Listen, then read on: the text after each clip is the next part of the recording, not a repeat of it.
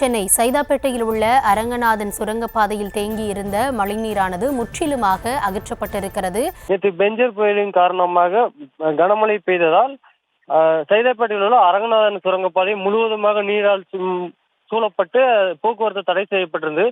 குறிப்பாக அரங்கநாதன் சுரங்கப்பாதையை பொறுத்தவரை சைதாப்பேட்டையும் மேற்கு மாம்பலத்தையும் இணைக்கக்கூடிய பிரதான சாலையாக இருக்கக்கூடிய ஒன்றாக இருக்கிறது. அது மேற்கு மாம்பலத்திலிருந்து வரக்கூடிய மழைநீர் முழுவதும் அரங்கநாதன் சுரங்கப்பாதைக்குள் செல்வதால் அந்த சுரங்கப்பாதை முழுவதும் மழைநீரால் நேற்று இரவு முதல் சூழப்பட்டிருந்தது. தொடர்ச்சியாக அங்கு இருக்கக்கூடிய நிரந்தர நீர் வெளியேற்று பம்புகள் மூலமாக தொடர்ச்சியாக அங்கு இருக்கக்கூடிய ஊழியர்கள் தண்ணீரை வெளியேற்றி வந்தனர்.